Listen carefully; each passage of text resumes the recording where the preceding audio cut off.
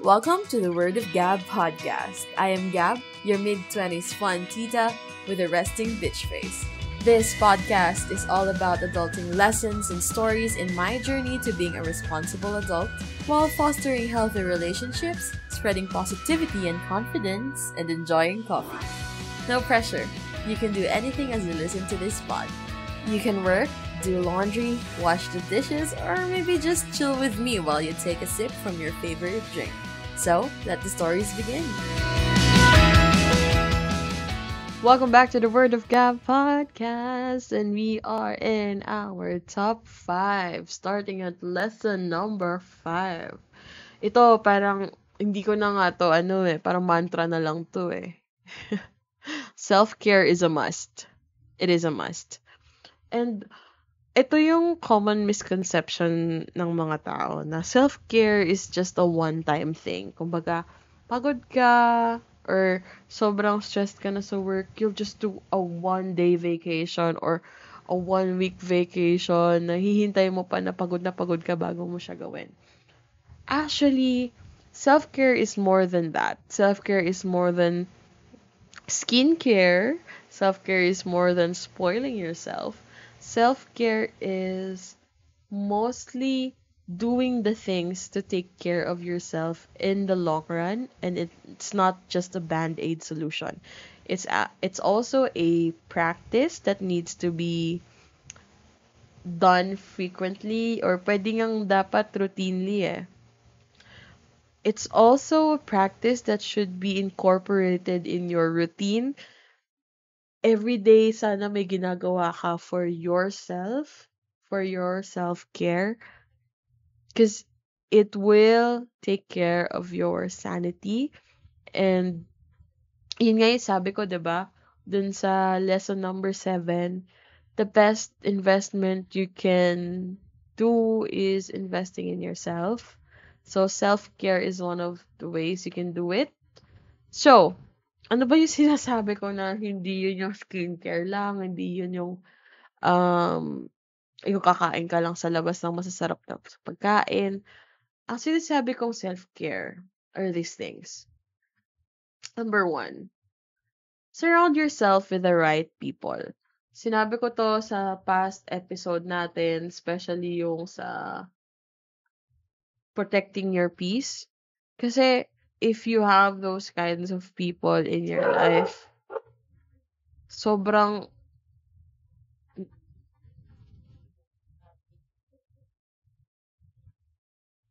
because if you have those types of people in your life, you will feel spent after encountering them. And I don't think that's a good feeling for anyone. Kasi parang, and especially if you have to deal with them on a daily basis. Parang why suffer? Diba? Number 2 is learning to be happy on your own.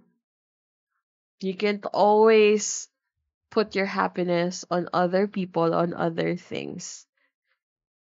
This aligns to one of the lessons too. It's appreciating small things. When you learn how to do that, you will learn how to be happy on your own. Masaya ka. I've been practicing this for quite some time, and I really enjoy the small stuff that I can do on my own. Yung tipong maglalakad lang ako sa mall, window shopping lang ako, or I'll just go to a coffee shop that I like, and then I'll just sketch, or kahit ano man yan na gagawin ko mag-isa that I know would make me happy. Hindi naman kasi lahat ng nagpapasaya sa'yo, kailangan may kasama ka. You can just be happy on your own, spending your own time. Even me as an extrovert, I still like my alone time. And I still enjoy my alone time. Number 3, pursue things that inspire you. Hindi ko sinasabing gawin mong trabaho siya, kailangan trabaho mo yung nag-i-inspire sa'yo. I'm saying you have to keep pursuing the things that fuel your soul. In my case, as I work my job, I do crafts on the side. I create art. and that's what fuels my soul. So you have to know, ano ba yun? Ano ba yung something? It could be an activity, it could be a hobby that would fuel your soul. Number 4 is learn to take breaks. Gets ko na hustle hard. Yan ang motto ng madaming tao. But I see a lot of people who are burnt out, who are not themselves anymore, who are not their best selves anymore because they keep pushing and pushing and pushing for themselves to be so on top of things with everything. It's not just work, with everything. But remember, you can take breaks, you can rest, you can have a lazy day, and I swear, having lazy days every now and then would be very beneficial for you. Kasi hindi mo mafe-feel na, ano ba 'to, buong buhay ko ba magtatrabaho lang ako, buong buhay ko ba magpapaka-busy lang ako. Wala namang nagsabing kailangan mong maging gano'n kung hindi ikaw lang. Number 5, eat great food. Like, I think one of the good investments that you can do for yourself is to eat great food.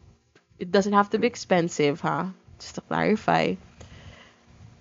As long as it's something that you really love or talagang napapasaya ka ng food na yon in a way na other food can't, go for it.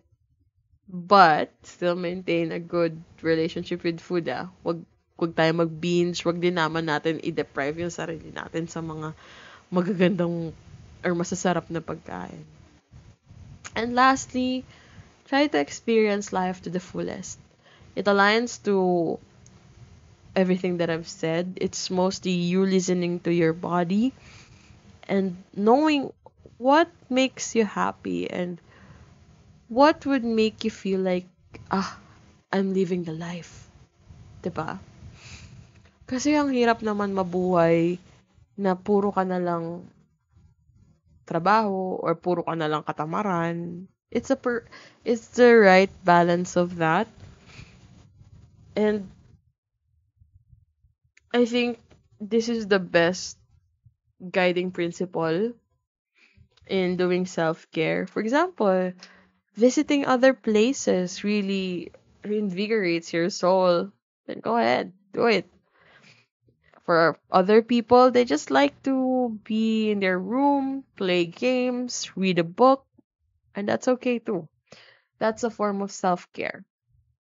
So, as a challenge for this episode, as a challenge for this lesson for 2023, I want you to list at least 3 self-care activities that you can do on a regular basis and stick to it until the end of the year or even until the end of maybe March.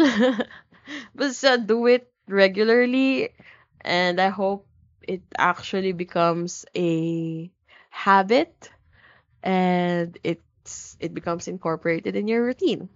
So yeah, this is it for lesson number 5, and don't forget to take care of yourself.